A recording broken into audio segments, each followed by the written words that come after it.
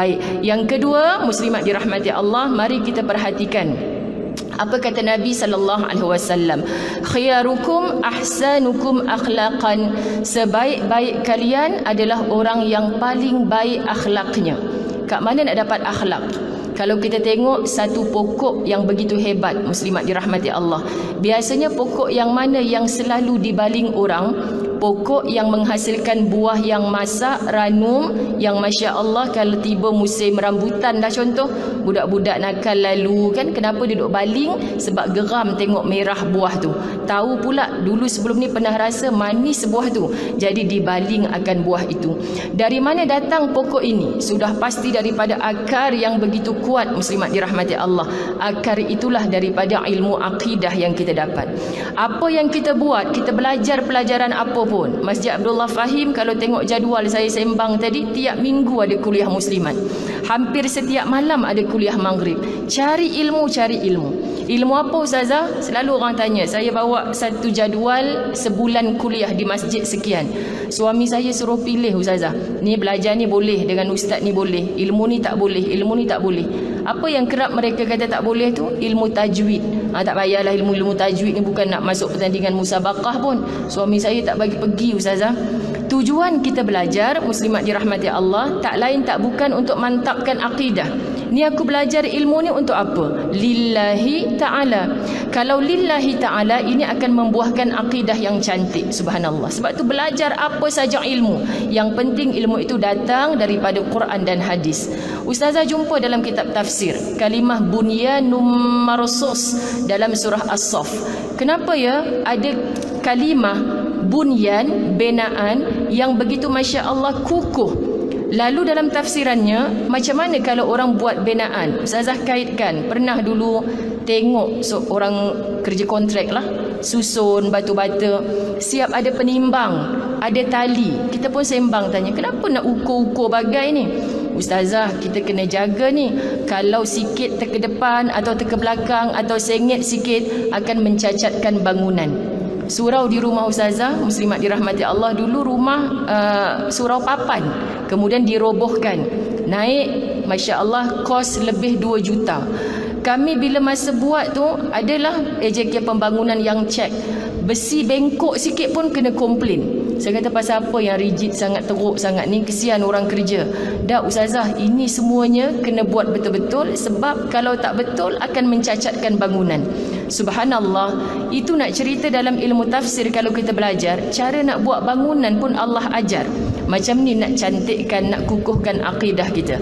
Muslimat dirahmati Allah, pokok pangkalnya aku belajar ni untuk apa? Lillahi ta'ala. Ikut tak Nabi Muhammad sallallahu alaihi wasallam? Tengok kepada muqaddimah pengajian kitab-kitab tajwid. Belajar ilmu tajwid ni sebenarnya hanya fardu kifayah, bukan fardu ain. Guru tajwid marah ni, fardu kifayah bukan fardu ain. Suami pula berhujah, banyak sangat pergi majlis ilmu ni, ilmu tajwid tak payah pi lah, bukan ilmu fardu ain pun, ilmu fardu kifayah. Apa jawapan kita muslimat? Fardu kifayah bagi siapa? Orang yang tak baca Quran. Tapi dia menjadi fardu ain bagi siapa? Orang yang baca Al-Quran. Pesanan Allah kepada si pembaca Al-Quran, jangan main hentam kromo saja. Kena baca Quran yang mana tajwidnya kena baca dengan betul, panjang pendeknya, makhrajnya. Kalau tidak muslimat, daripada nak dapat pahala boleh jadi dosa, na'udzubillah. Sebab itu Masya Allah, apa tujuan kita datang ke masjid belajar? Tujuannya tak lain tak bukan untuk memantapkan akidah. Baik, akidah tu akarnya, dia akan membina pohon yang begitu cantik. Pohonnya apa? Itulah dia syariah. Barulah Masya Allah kita ada jalan. Oh macam ni sembahyang jamak. Oh macam ni kalau kita dalam keadaan musafir. Oh ada rukhsah. Semua ni kita pelajari, baru tahu bagaimana nak mengamalkan syariah dalam hidup. Sudah cantik akidah, sudah terbina syariah, apa yang akan tumbuh muslimat dirahmati Allah? Itulah akhlak. Masya Allah kan? Akhlak ni ibarat satu pohon yang mengeluarkan buah yang cukup manis, yang cukup ranum. Maka orang selalu datang tengok kepada pohon apa? Tanya makcik-makcik, tanam apa tu? Tanam pokok harum manis ustazah. Beli kat mana? Pergi perlih baru ni, beli benih, beli biji dia. Ini yang insya-Allah paling cantik. Tapi agaknya berapa tahun kak dia berbuah? Kan? Daklah ustazah, saya memang beli yang harum manis yang tidak akan mengeluarkan buah. Kita akan kata apa? Mengong ke apa dia ni? Kan? Sebab apa? Sebab kita kata buah harum manis yang sedap kita makan hari tu. Tiba kita beli pohon yang memang tidak akan mengeluarkan buah. Tujuan kita belajar, maksud hantar anak-anak belajar ilmu apa sahaja. Bukankah idaman kita untuk membuahkan akhlak yang baik? Subhanallah, muslimat dirahmati Allah. Akhlak sahaja tanpa akidah dan syariah, dia boleh berakhlak dalam situasi berlakon semata-mata. Orang penat jadi baik kalau baiknya tidak dipuji-puji, tidak diangkat oleh mana-mana makhluk. Tapi kalau akidahnya cantik, dia akan kekal mempamerkan akhlak. Walaupun akhlak yang sedang dia tunjukkan itu tidak kelihatan dan tidak dipuji oleh mana-mana makhluk pun.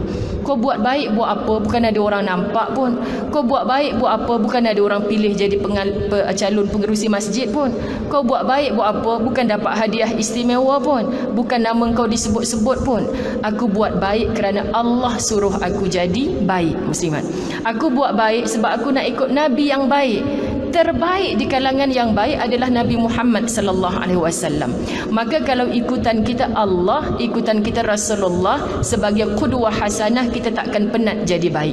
Sebab itu muslimat, buka saja mata pagi tadi kita sudah diajar oleh Nabi, alhamdulillahillazi ahyana ba'dama amatana wa ilaihin nusyur. Ada ibu-ibu yang tak hafal kan? Tanya pada anak-anak kita yang hantar sekolah, pasti tanya kan? Hantar tadika Islam, dia hafal doa bangun tidur.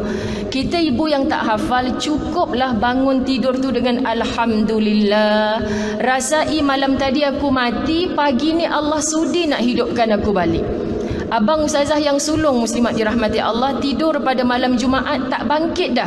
Nak kejut pagi tu dah jadi jenazah. Allahu Rabbi, tiba-tiba mak macam orang gila dah. Pasal apa abang mati tiba-tiba? Semalam kerja overtime sampai azan maghrib baru sampai kat rumah.